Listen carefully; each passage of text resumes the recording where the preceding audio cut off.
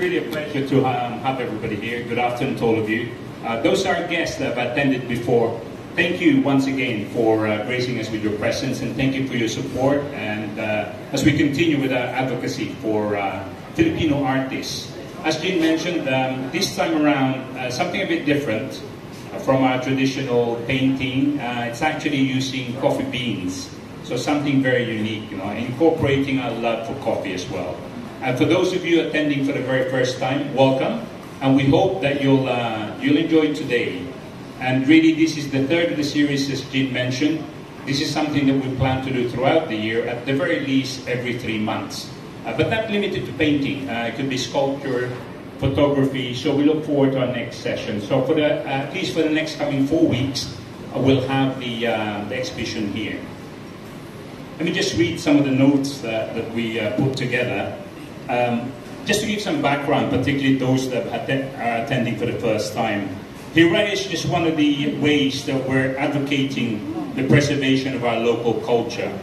Our Sampaguita signature brand of service, our food, which Chef again has prepared some delectable items later on that you can enjoy. Our amenities and our offerings are largely Filipino rooted. We believe we should be the first to uphold the beauty of our culture. And this is very much in keeping with Meg World Hotels and Resort being a homegrown brand. We're really very proud of that. We had 3 main goals when we started Hiraya.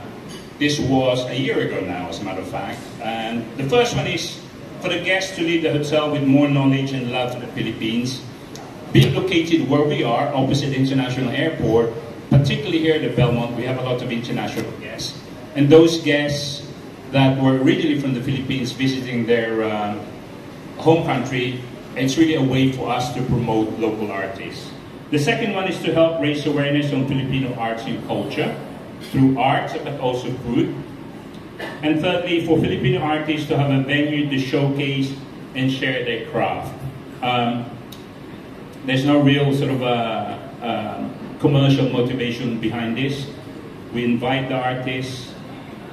There's no contracted obligation for them to pay for the space that they're doing this. This is really for them to be able to showcase their art. And more than anything else, if nothing is sold, at least for our guests to appreciate the talent that we have in this country. And we have many talent. That's why I mentioned it's not just limited to painting. So the next few weeks, we're really hoping to showcase the best of the particular genre, the type of painting that we have. I would like to thank our featured artists. Let me, so that I get this right. This is our third exhibit. The first one is Mr. Renz Tuzon. Mr. Renz, thank you very much indeed. Please acknowledge.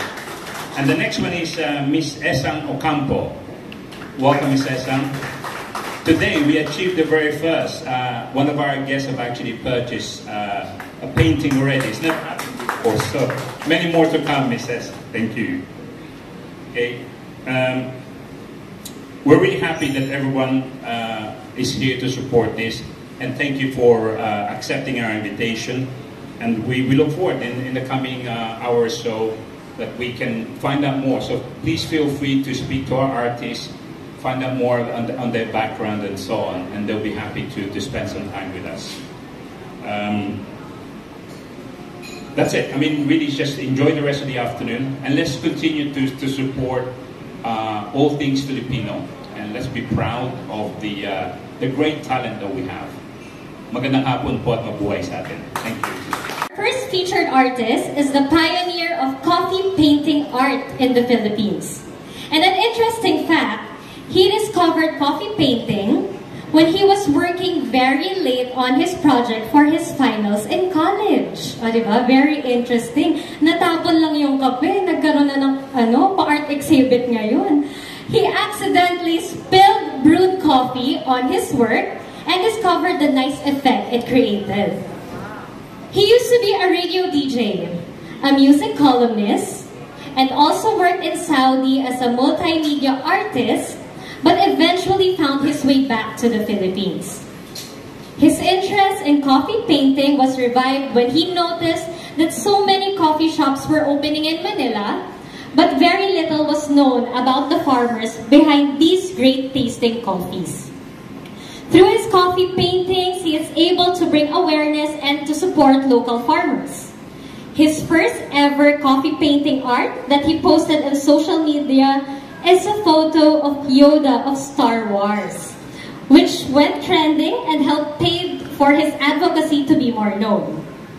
In 2017, French students emailed him to join the International Coffee Art Exhibition, and after this, the rest was history. He is the first Filipino to win in the New York Coffee Festival and London Coffee Festival. He is also part of a coffee table book that recognizes the 18 most awarded coffee artists in the world, which will be launched in Russia.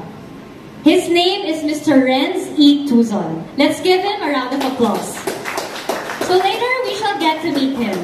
Our second and equally talented artist is also a coffee painting artist. But she goes beyond this craft to make even more out of coffee.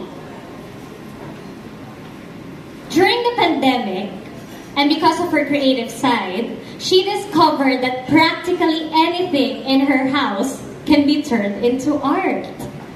Her coffee paintings does not only make use of a coffee as a medium, but also coffee as an element.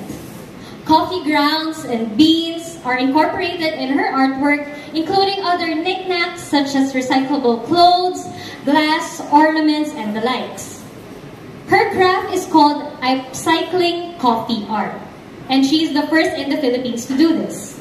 She has been featured in the news both local and abroad and continues to impress art collectors with her unique art approach. As mentioned also earlier by CGM Sunny, she has sold her first artwork just earlier today. Let's all give a round of applause to Miss Esang Ocampo. So I would like to call on stage Sir Renz and Miss Esang. So let's give a hand to our featured artist for this afternoon. So to get to know them better, I will have a few questions for you both. So Sir Renz, please explain to us why you are advocating for coffee as medium of art. And Ms. Esang, please tell us more about upcycling and your craft. First of all, I would like to thank them. It's an honor for us. And kay Marla. And so, actually, marami nagtatanong, why coffee? Kasi, tayong mga Pilipino, we really love coffee. Sino dito hindi coffee lover? That tayo, for sure. When I came back home, actually I'm a DJ before, DJ H. And I work my art during early days in Taiwan, Macau, Hong Kong, China. When I came back home to the Philippines, I saw a different wave. I saw Seattle coffee and everything. Sabi ko, ganito na pala in love ang Pilipino sa coffee, pati yung mga Western, pati yung mga important pinapatulan na. So sabi ko, kasi I'm always thinking, sabi ko, bakit tayo mga Pilipino po nagkakape nakatulala? Bakit? Kasi we focus on everything. So ganun din po may mga artists. Sabi ko, parang ako na-culture shock sa sarili kong bayan. So I started, sabi ko, ano ba yung uso? Marami, may millennials, may Gen Z, may Facebook, may Instagram, may TikTok na, mayroon pang something like that. So, sabi ko, ano mangyayari sa Pilipinas? Nasa na yung Palo Seco? Nasa na yung Takorek ni Lola? Nasa na yung Sipa? Nasa na yung Tumbang Preso? These are all the things, mga pamana ng lahi na nawala. So, I started thinking, paano ko po ibabalik? Millennials yan eh. Gen Z yan eh. Walang pakialam. Something like that. Sabi ko, I started thinking habang nagkakape, sabi ito na lang, ano yung common denomination na pwede ko lumapit as an artist? Kasi sabi natin, visual artists are the barometer of the society. Kami nagdidikta ng uso. Designers and everything, architecture of everything. Sabi ko, ano yung pwede na akong ikabit para po mapansin yung aming advocacy, which is propagating the Philippine culture in the arts. We do believe po na sobrang yaman po natin sa pamana ng lahi.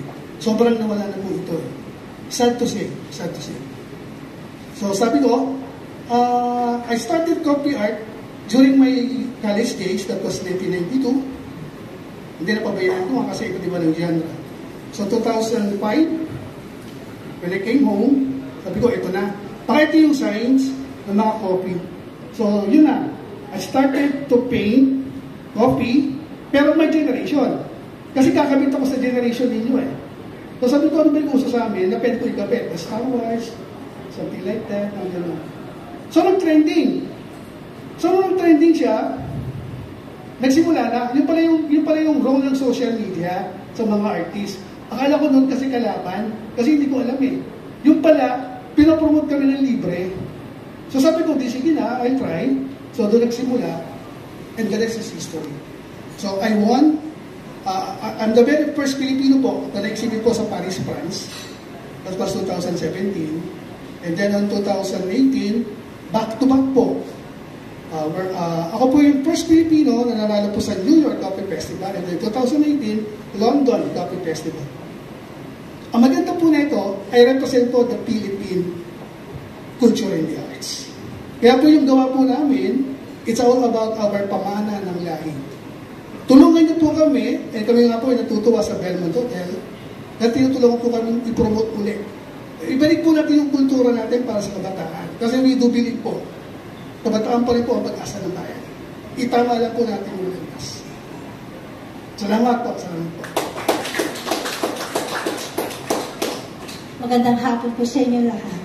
Since ako naman po, nag-start po ako nung pandemic. Alam po natin lahat, nung pandemic, lahat po tayo nakakulong. So ako nag-isip ako, ano pwede kong gawin? So nagpe-paint naman ako, why not hindi ko lagyan ng mga bagay-bagay na pwede itatapon naman natin sa loob ng bahay. So ginawa ko, isinama ko doon. Kaya nakabuo po ako ng mga obrang ganon. Then sabi ko, why not, meron akong pinuntang isang coffee shop noon, na medyo, yung patapon na yung mga ginagamit ng coffee beans, coffee grounds, why not kunin ko, hingin ko, patayuin ko, then gamitin ko din sa mga obra kong ginagawa. Kaya nag-start ako gumawa ng mga yan. So, nung nag-meet kami ni Sir Renz, well, unti-unti na ako nakakabenta. So, nakakatuwa naman pala na yung mga patapon na bagay, pwede mo palang pakinabangan. Kaya, nag-start kami bumuo ng grupo ni Sir Renz. So, hanggang ngayon, meron na kaming grupo na Sining Kape at Kultura. Meron lang po akong babasahin isang mensahe. Kami po ay nagagalak para sa mahalagang araw nito at nagpapasalamat sa mga bumubuo ng Belmont Hotel, Manila sa binigay po niyong karangalan at pagpapakilala sa aming sining. Sa buo ng aming kasamahan, ang Sining Kape at Kultura ay patuloy na magtatagpuyod at magpapakilala ng ating nakakalimutan na kultura. Naniniwala po kami simula ng may tatag ito noong panahon ng epidemya, taon 2020, na ang ating bansa ay mayabong pa din sa pamana ng lahi na ikinalulugod namin ipaabot sa pabago-bagong henerasyon gamit ang aming sining at ang kape. Itinatag namin ang Sining Kape at Kultura, ang organisasyon ng mga coffee artists ng Pilipinas, sa mga adhikaing matulungan ng aming lokal na magsasaka ng kape na magpatuloy sa pagtatanim ng mga puno ng kape at sa ganun din na solusyon matagunan ng ating lumalalang pangamba sa climate change. Higit sa lahat, upang patuloy na magkaroon ng awareness, hindi lang sa coffee art, kundi pati na din sa kultura nito. Kaya kami po ay lubos na nagagalak at nagpapasalamat sa support at patuloy niyang pagtulong sa mga alagad ng sining Diyos sa sining. Diyos pabalos at pagpalain po tayong lahat. Maraming salamat po. Po that the proceeds to your sold artworks go to farmers. So can you tell us more about that? Actually, nung tinayo po namin yung Sining Kape at Kultura, meron kami advocacy. So tatulan din po yun.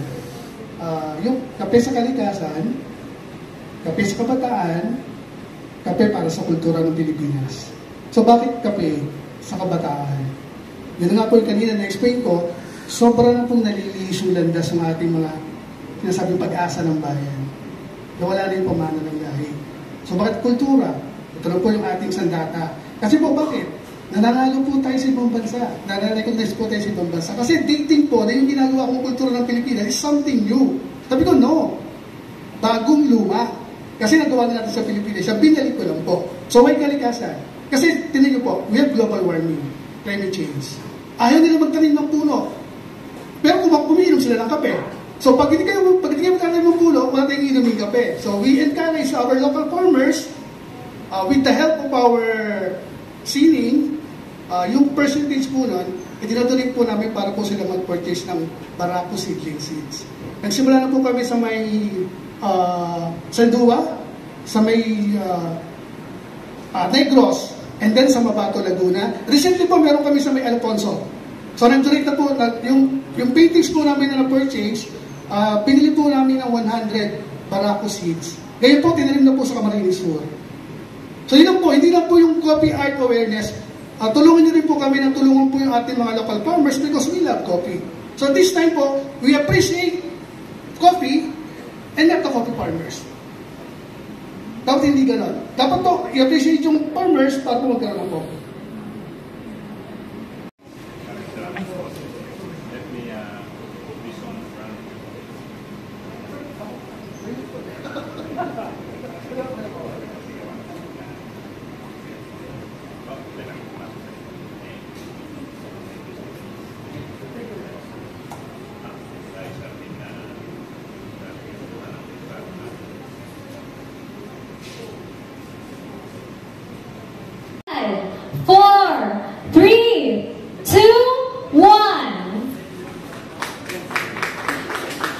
Thank you so much.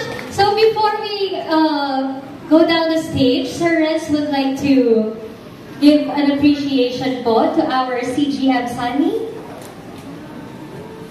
Wow. So because we really appreciate we're very, very honored na tinulungan niyo po kami. So it's our token of This is too much. Mas pinamagandang lalaki ako dito sa thank you sa pagkaritoke.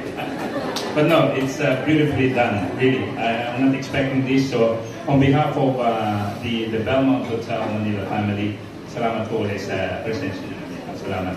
And lastly, I'd like us to enjoy now, please, the beverages and the canopies our culinary team prepared. Chef Andrew Paul and his team.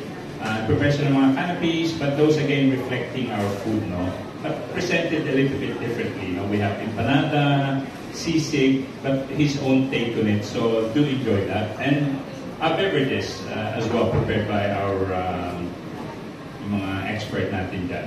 Okay, so and then please, of course, let's come inside the private dining room. Dito meron pa ba? Sorry, Marline, na ako na yung programa, excited. Iwan ako na sa expert na si G. Thank you, CGM. So please continue to stay with us as we have more fun activities prepared for everyone. So as GM said, please enjoy the food that our culinary team has prepared. So here, Sir Renz has prepared for us a sneak peek of one of his other talents other than painting. Brought about by his love for coffee, his life experiences, and his fondness to make life happy and light, we present on stage Kape Hugot by Mr. Renz Tuzon. So yun So bonus. So actually, I've been doing this for 2002.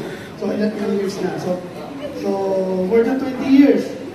So I will try, kung kaya pa, pero laging modulation ng boses. Diba? Okay? So sabi ko, diba, so paano kami mag-bridge sa mga kabataan yung coffee poetry. I will try. Okay, I will try. Okay? Yung title po nito ay Subukan Mong Ako Hilupin. Kaya ba? Laki-laki po. Ito yung kape. Okay? So, bago tayo magsimula, bago tayo magsimula, may katanungan muli ako, bakit ka ba tayo natutulala kapag kape ay hinihilom na? Bakit nga ba tayo natutulala kapag kape ay hinihigop na? Tayo ba ay tulog pa? Naginigising o nananaginip ng gising? Subukan mo kayang ako'y higupin nang ikay magising. Baka naman tansya ko, wala kang kapein. O, nalipasan ng gutom. Kaya nga palagi sinasabi ko, Di baling malipasan ng gutom, huwag lang malipasan ng kape. Kung wala ka mang kapeling, sa amin ay may kapenaling. Hayaan mong ako ang kapetiran, ay ituri kang kapamilya. Sa nalalamig mong feelings, huwag mo lang hayaang muli. Kaping mainit ay manlamig. Sumobra man sa ihip, o hayaang lumamig. Dahil ang lumalamig mong diin, ay babalik pains and may pait. Pero don't worry, be happy. Dahil ako naman ay pwedeng creamer na magpapatamis ng mapait mong timpla at bilis. Okay? So, kaya sa tuwina, tayo ay higop ng kape, sa pagtutala mo, ay lagi mong iisipin. Kung bibili ka ng kape, butil man o giniling, palagi mong piliin yung ubod ng tapang para sa lahat ng araw, kaya kang ipaglaban. Pero bigaw ka, kapatid, sa ibang kaping makakapeling. May kaping ubod ng tapang, pero pait naman ang ibibigay. Ingat ka, kapatid, sa kaping pipiliin. May kaping ang matapang, at tunay kang ipaglalaban. Subalit sa huli, iiwan ka din na parang tasa na lamang. Kung kaya ako sa iyo, kaperahas, na tumutula at tumutulala, ang status ko ngayon, kalma lang muna. Kumalma ka habang nahigop ng kape, at saka mo isipin kung anong oras ka ulit magkakape. Kapilang ng kape, kapilang sa nanlalamig ng feelings. Bekenemen, kulang na sa init, yung pinahihigop mong kape. Kaya pati si kumare ay nanlalamig sa iyo, kumpare. O baka naman kumare, yan ay signs na ng aging. Yung nakakalimot ka ng lagyan ng sugar, ang kanyang kape. Yan daw ay signs of aging kung hindi ka na nag-aasukal sa kape. Kaya kung ako sa iyo, Your Honor, huwag kalilimutan na ang sugar is sweet, creamer is white, baka ang iyong kapiling, ka-partner, man o kalabing-labing, sa sobrang mong pagkakape, mainit man o katanghalian, ay nakalimot ka na din na ikaw ay sugar at creamer sa kanyang feelings. Para sa tuwinay, tumamis at tumiwanag ang inyong labing-labing. Basta lagi mong isipin sa muling paghigop ng kape, sa lahat ng kaadikan, sa kape na lang at sa iyo na rin. Sana all. Salamat po. Thank you so much.